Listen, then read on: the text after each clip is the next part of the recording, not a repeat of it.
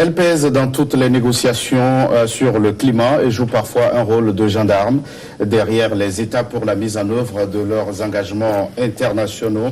Les organisations de la société civile affûtent leurs armes à quelques mois de la COP24 à Katowice en Pologne. Objectif, se faire mieux entendre lors de ce grand rendez-vous mondial. Le rôle des OSC dans les négociations internationales sur le climat, nous en parlons sur ce plateau avec Joseph Kogbe. Vous êtes coordonnateur international du réseau climat et développement. Vous êtes aussi directeur exécutif de l'ONG OPED Togo, Organisation pour l'environnement et le développement durable. Monsieur Kogbe, merci d'avoir répondu à notre invitation. Merci à vous. Monsieur Kogbe, vous renforcez les capacités des OSC togolaises à l'approche de la COP 24. En quoi était-il important pour vous de prendre cette initiative? Oui, vous voyez, c'est toujours important de se préparer lorsqu'on veut mener une activité. Et donc, la société civile togolaise en particulier a toujours participé aux négociations internationales sur le climat. Mais malheureusement, elle n'a pas toujours pris le temps de se préparer et de préparer aussi une synergie d'action en amont. Et aussi, pendant les COP, nous avons vu qu'il y a des dysfonctionnements. Donc, l'idée était vraiment de se préparer, surtout que nous avons devant nous une conférence très technique. Et il faudrait que les organisations de la société civile africaine se préparent pour mieux aborder les négociations qui vont s'ouvrir très bientôt en Pologne. Quel est le poids des OSC dans les négociations sur le climat, M. Kogbe? Mais les OSC jouent un rôle fondamental. D'ailleurs, depuis la première conférence sur l'environnement en 1971 à Stockholm, ce rôle a été reconnu et chaque année, cela ne fait que se renforcer. L'apothéose, je dirais, dans le cadre du changement climatique, a été observée à Paris en 2015, où la société civile s'était véritablement organisée, a fait même des propositions et il a été créé même une plateforme pour pouvoir partager les activités de la société civile.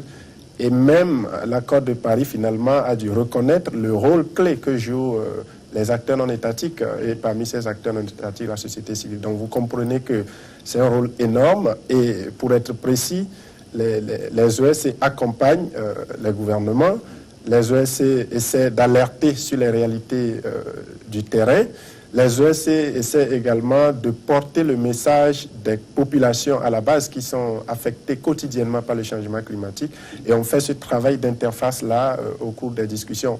Et on prend aussi le temps, par exemple dans le cadre du réseau climat et développement, de préparer nos messages bien en avance, et nous le faisons à travers des ateliers annuels qui durent au moins une semaine, et au cours de ces jours, nous préparons les informations après partage d'expériences de ce qui se passe dans nos différents pays.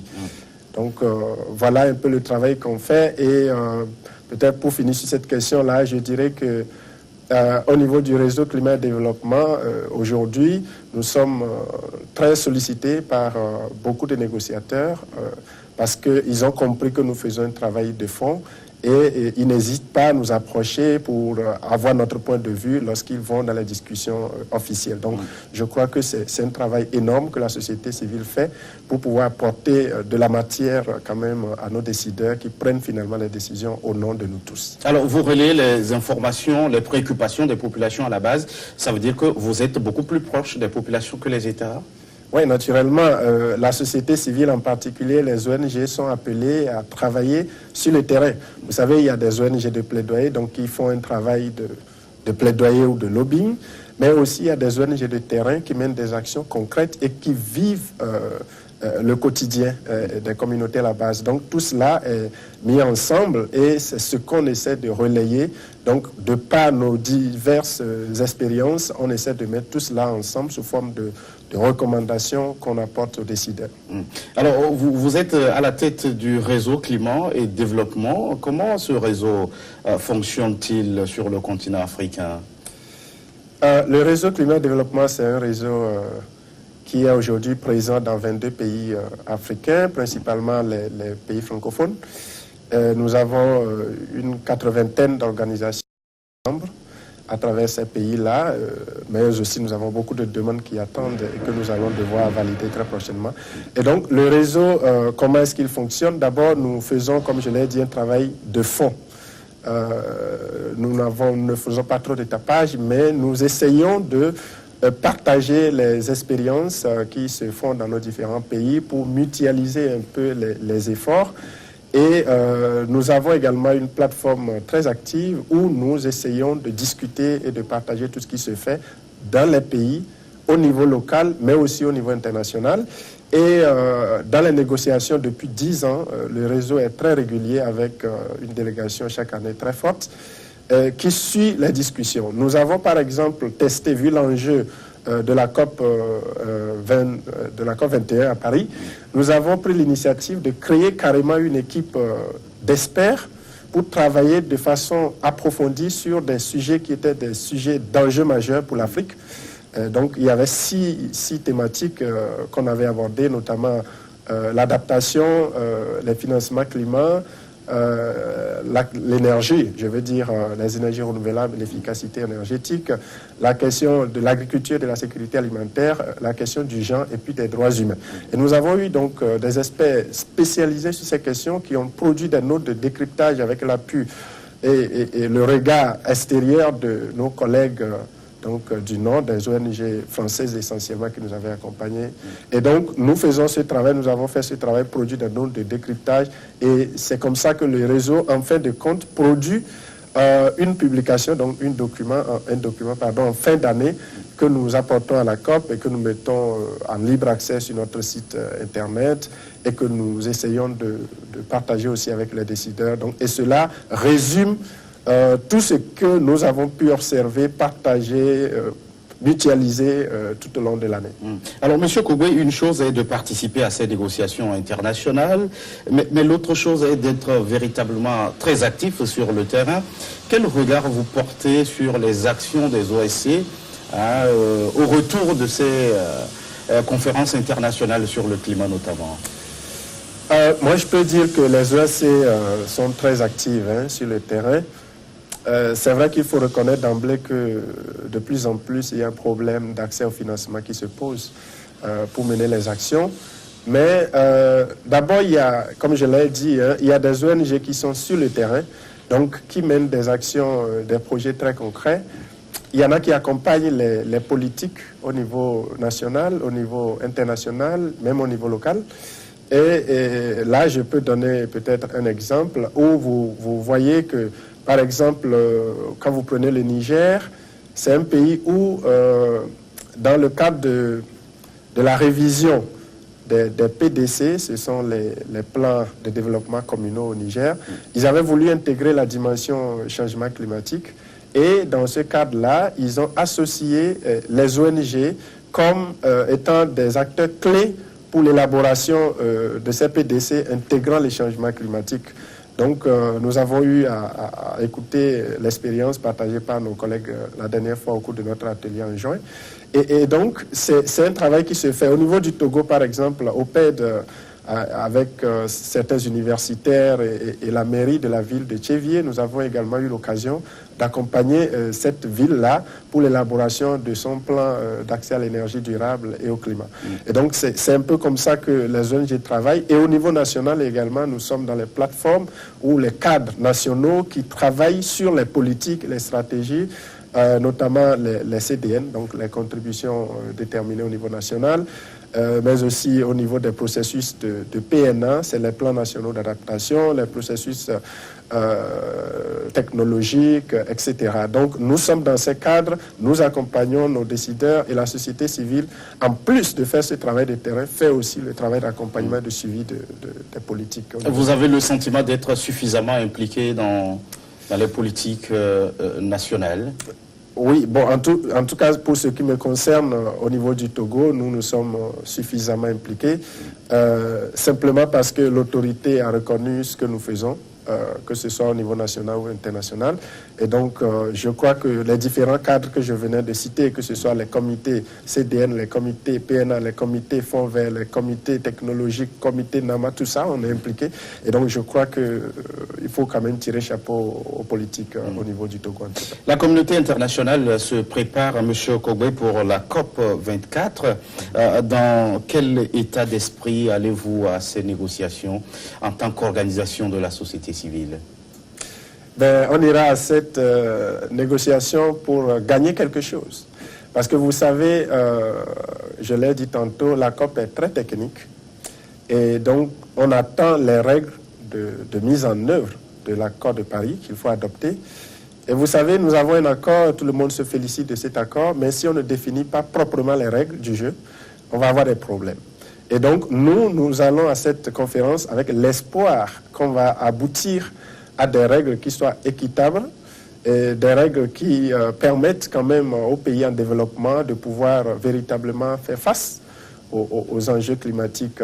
Donc pour moi, on va à cette COP avec l'intention de gagner quelque chose, c'est-à-dire de voir les règles de mise en œuvre de l'accord de Paris adoptées de façon équitable, de voir également la question des financements, trouver un terrain d'entente entre les pays développés et les pays en développement, également de trouver des solutions appréciables sur l'ambition. Donc, en ce qui concerne la réduction des émissions de gaz à effet de serre. Monsieur Okogbe, 3 ans après les engagements pris au Bourget, on est toujours dans la préparation à l'action au lieu de l'action? Non, mais vous voyez, c'était prévu que l'accord de Paris devait être adopté en 2015 et mis en œuvre à partir de 2020. Donc, il était clair que les spécialistes en droit qui étaient au-devant de ces discussions-là savaient qu'il faut un temps pour discuter la meilleure manière de mettre en œuvre cet accord. Donc, pour moi, il n'y a pas un temps mort, il n'y a pas de retard non plus, mais les discussions vont bon train. Seulement, il faut savoir que les enjeux sont énormes lorsqu'il faut finaliser les règles cette année. Donc, si on rate les règles de la mise en œuvre de l'accord, c'est là où on va avoir véritablement des problèmes par après. Alors, pour vous, l'enjeu de cette COP 24, c'est les règles d'application ou de mise en œuvre de l'accord de Paris sur le climat? Oui, pour nous, il y a 3 enjeux phares, comme je l'ai dit tantôt. Il y a les règles d'application de l'accord de Paris, il y a la question des financements climat, et puis troisièmement, il y a la question de l'ambition. C'est les 3 enjeux importants pour lesquels il faudra trouver des solutions au cours des négociations de décembre prochain. Alors, si on prend l'aspect financement, financement pourquoi concrètement? Bon, vous savez, hein, généralement on dit l'argent c'est le nerf de la guerre. Donc on ne peut pas discuter pour trouver les solutions à un problème si on ne met pas de l'argent sur la table. Qui finance quoi? Oui, justement, ça c'est connu depuis que la convention a été signée, déjà dans les années 92-94, déjà aussi à travers le protocole de Kyoto, et puis aujourd'hui on est dans le cadre de l'accord de Paris. Donc on connaît les responsabilités du problème climatique que nous vivons. On sait également qui doit mettre de l'argent.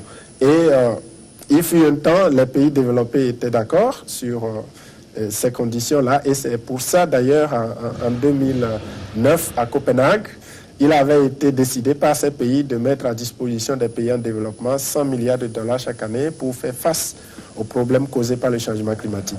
Et cet engagement a été réitéré à Paris en 2015. Donc on sait, ça ce n'est pas, il ne faut pas qu'on se trompe, hein, on sait qui doit financer quoi, mais seulement aujourd'hui, depuis Paris, on est rentré dans une dynamique où on s'est dit il faut que chacun rentre dans la danse.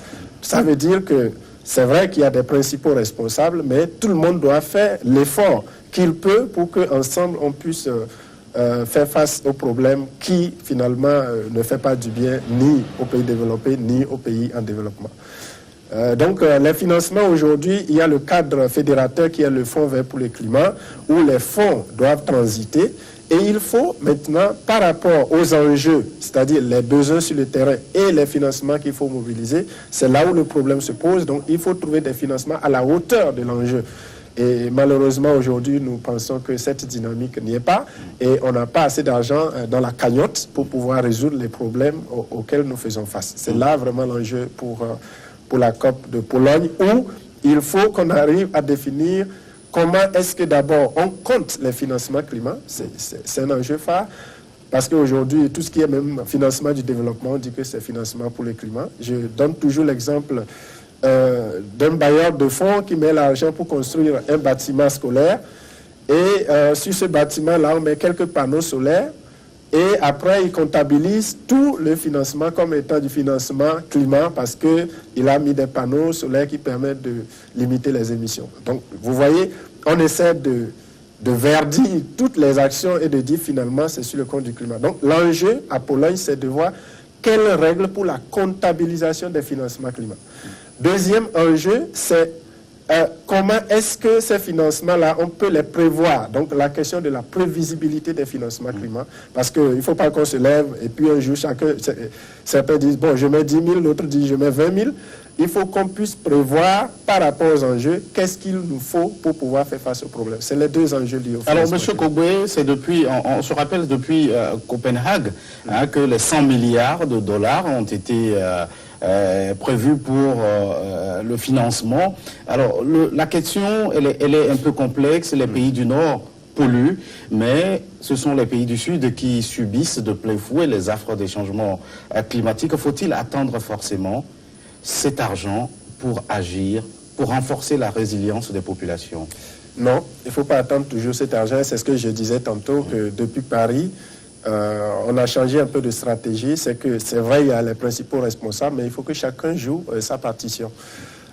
Aujourd'hui, nous pensons qu'au niveau de nos États, on peut prévoir des mécanismes qui permettent de lever des fonds pour pouvoir faire face aux problèmes environnementaux. On peut avoir des taxes donc, sur tout ce qui pollue l'environnement et essayer d'utiliser cet argent-là pour lutter contre le changement climatique. Il y a aussi d'autres mécanismes qu'on peut développer. Donc ça, c'est des discussions qui sont toujours en cours et c'est ce que nous appelons en général des financements innovants. Donc chaque pays doit réfléchir à ce qui peut être fait en tant que financement endogène et innovant, qui n'affecte pas le quotidien des populations, mais qui permet de contribuer à la lutte contre le changement climatique. Et bien sûr, il faut également que ceux qui sont les premiers responsables du problème puissent jouer également, faire face à leurs responsabilités.